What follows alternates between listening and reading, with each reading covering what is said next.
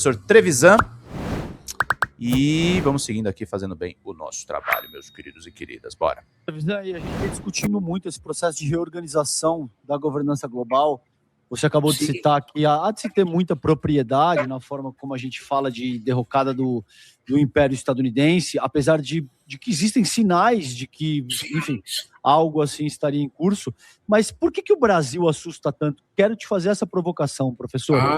Porque qual o papel do Brasil nessa nova ordem? Esse é o problema, né? Esse é o problema.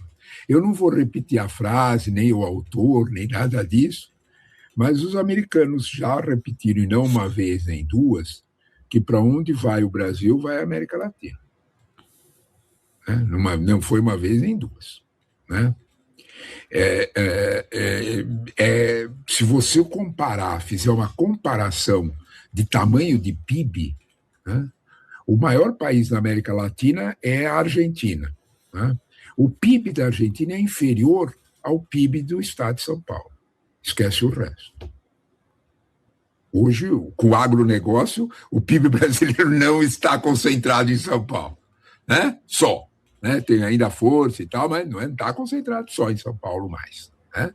O PIB da Argentina é desse tamanho. Então, resta, né? Quando as pessoas... Uma vez eu tomei um susto, sabe, César? Um aluno meu fez a conta e eu pensei que ele tivesse errado, né? Que ele tivesse enganado na conta. Isso tem uns 5 anos, mais ou menos. O PIB da região da Grande Ribeirão Preto, pegando todo o PIB industrial e o do agronegócio. Pois é, Lia Sérgia, é essa questão mesma, cara. Não tô falando mal do Fabrício, pelo amor de Deus, tá, gente? O trabalho de rua do Fabrício é precioso, como inúmeros repórteres, e ele trabalha muito bem essa questão. Mas falar uma coisa pra vocês, assim, é só levantar a bunda e gravar de casa. O que eu faço não é fácil não, tá? Eu tive uma encrenca essa semana com algumas pessoas, eu não tô mandando indireta, tá? Mas o pessoal fala assim, não, eu trabalho muito. Eu falei, bicho, um dia do meu trabalho, porque é aqui às 8 da manhã, descer a meio-dia. O Drops, o canal do Drops tá crescendo, tá? Mas eu tô reorganizando em Amazônia, e às vezes eu erro, às vezes eu acerto. É uma bagunça pra tentar restabelecer. Tem o Drops. Meteoro Brasil, de tarde, só na quarta eu não tenho plantão. Eu trabalho de final de semana.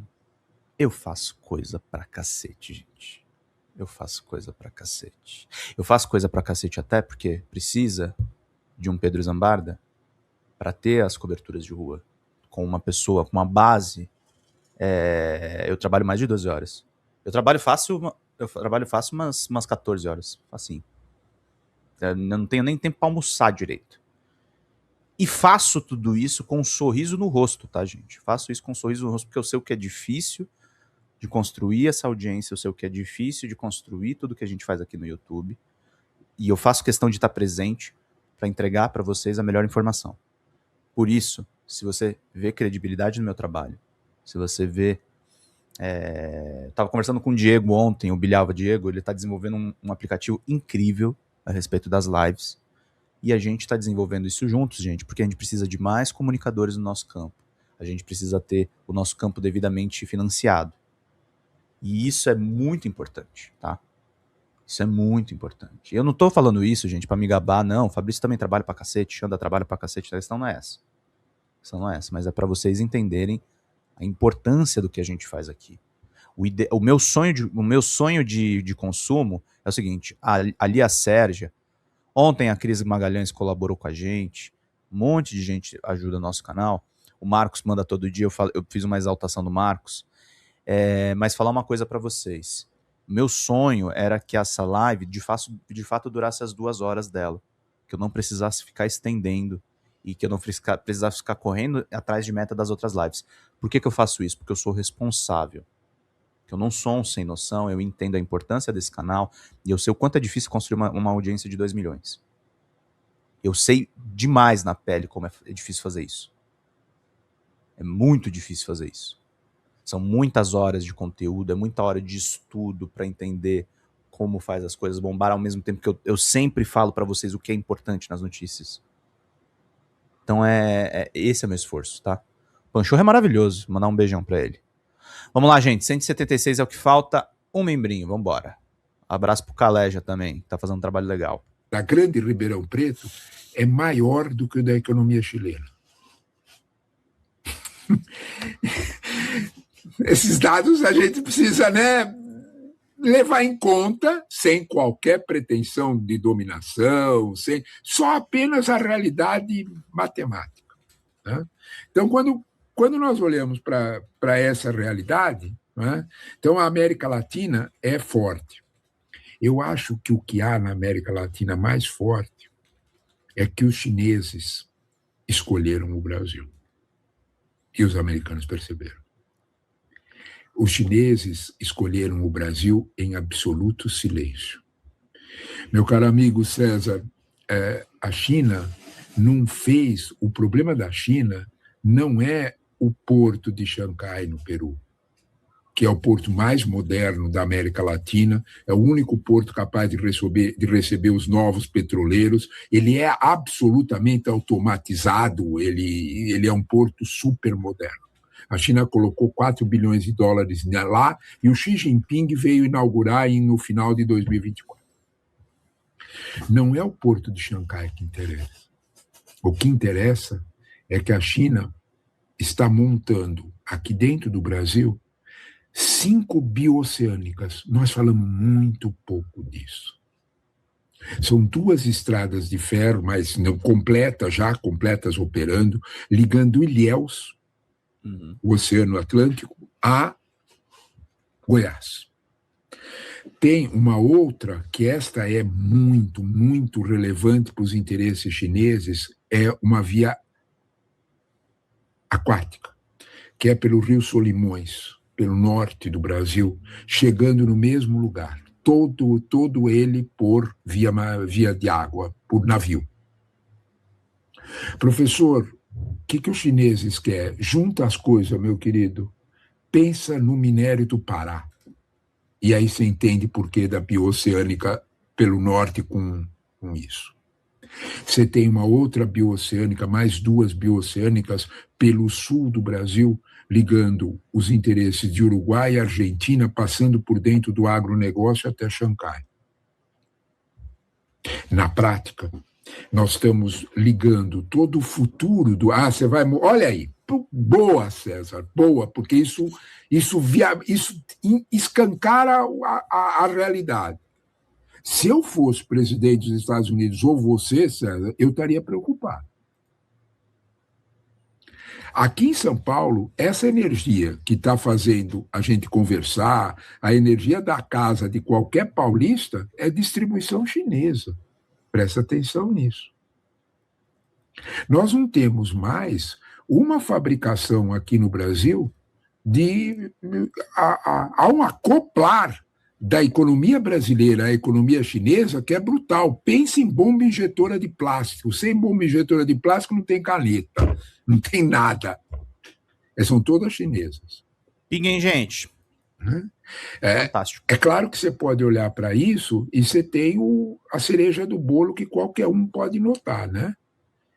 Todo mundo que está aqui, ou de Uber ou sem Uber, já entrou num carro chinês, né? Elétrico. É diferente, né? É tecnológico, né? Anda mais rápido, pula menos, faz muito... Silencioso, isso. Silencioso, né? E custa a manutenção 20% do que custa quando você tem um carro a gasolina. Né?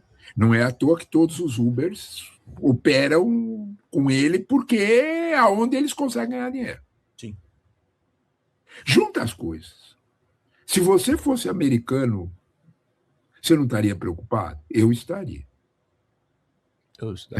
Então, portanto, de alguma forma, a presença chinesa na economia brasileira é muito significativa. Só no Brasil? Desculpe, na América Latina inteira. A China não é importante porque compra 35% das exportações brasileiras. Isso nunca aconteceu, César. Nunca.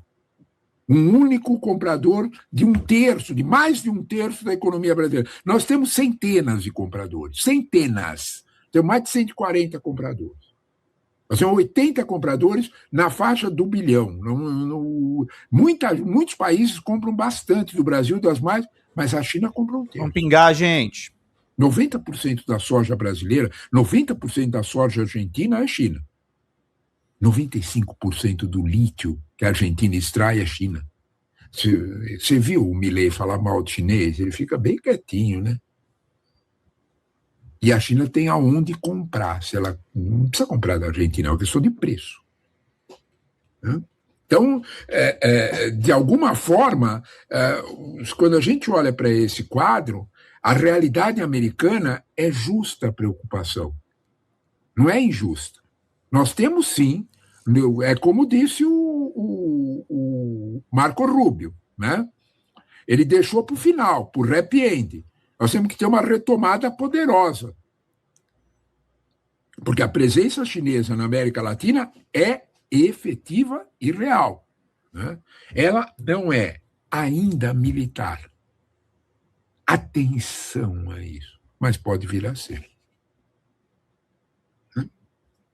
O Exército Brasileiro, né, recebeu os Black Hawks americanos no auge da crise, porque nós tivemos 3 diplomacias, nós já falamos disso muitas vezes. Tivemos a diplomacia profissional de Itamaraty, a diplomacia empresarial brasileira, que se juntou aos empresários americanos e disse: o Brasil é bom negócio para vocês, para os empresários. Os empresários americanos foram lá: você está louco, Trump? Mas teve a diplomacia militar. A melhor prova da diplomacia militar são 2 coisas que estão nos jornais, todo mundo pode ler. Nós tínhamos comprado os helicópteros Black Hawk há 5 anos, 12. Não tínhamos recebido nenhum. Comprado e pago. Não mais que, de repente, no auge da crise de agosto, recebemos os primeiros 4 e em outubro recebemos 8. Recebemos, que desequilibra o jogo. Porque, se alguém presta atenção, né, o principal porta-aviões americano fez uma manobra no Brasil, agora em dezembro, com a Marinha Brasileira. Nunca isso aconteceu, dividindo o comando. Atenção! Não foi de graça que os militares americanos estiveram aqui. E desse jeito, não é um jeito prepotente, nós vamos dividir o comando. O Nimitz esteve aqui, os porta-aviões, coisa que nunca tinha acontecido. Eu tenho o direito, como mero observador, de fazer a pergunta, né, César? Por quê? Por que os militares americanos, né, estão tendo essas atitudes atenciosas, vamos dizer assim, com o Brasil? Né? É porque talvez a noiva tenha outros pretendentes, né? Parece óbvio isso, né? Então, de alguma forma, é notório esse proceder. Por isso, eu insisto que o tom dessa carta do Marco Rubio, desse vídeo do Marco Rubio, que nada mais é do que um lançamento da candidatura dele, todo mundo pode perceber, né? É inapropriado. Né? Sobre todos os pontos de vista. O contexto histórico não é o do Quincy Adams, muito pelo contrário, né? E, de alguma forma, quando a gente olha para isso... Obrigado, Conceição, companheira! Para a realidade americana, obrigado, não é 176, gente. Talvez o jeito mais eficaz, a palavra eficaz é bem clara, de retomar posições na América Latina. A América Latina não é isso. Sim. Talvez nós estejamos num momento histórico bem relevante, eu não vou dizer o mais, mas é bem relevante, nas eleições de outubro. Porque nós vamos repetir no Brasil, seja qual for o resultado, nós vamos repetir no Brasil o mesmo problema do restante da América Latina. Vão mudar as coisas vão melhorar para a população, porque se elas não melhorarem, a situação vai ficar igual à do Chile, à da Argentina, à da Bolívia, e é só esperar para ver a Colômbia igual. Então, portanto, esse discurso de força, né, ou de subserviência aos Estados Unidos, ele será pouco eficaz para mudar os dramáticos problemas latino-americanos. É disso que nós estamos falando.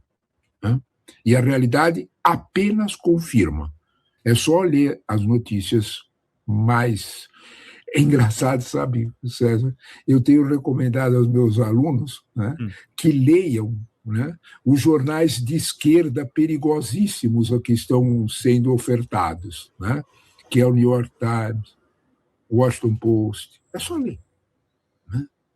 São jornais perigosíssimos, né, porque eles, de certa forma, fazem uma oferta de informação que é assustadora. O Financial Times, que é assustadora sobre o que efetivamente está acontecendo na nossa realidade, no nosso dia a dia. Oi gente, eu sou a Sara Miranda do Folha TV. Eu tô aqui para agradecer sua presença no nosso canal e pedir para você continuar apoiando o nosso jornalismo progressista independente, que precisa muito da sua ajuda. A primeira coisa, se você não está inscrito no nosso canal, já faz isso agora e receba as notificações das nossas lives. Além disso, você pode acompanhar toda a nossa programação durante a semana. Também tem outras formas de você continuar nos apoiando financeiramente. Uma delas é pelo Pix, folhademocrata@gmail.com. Também temos o apoia-se/Folha TV, onde você faz contribuições mensais e recorrentes e nos ajuda muito.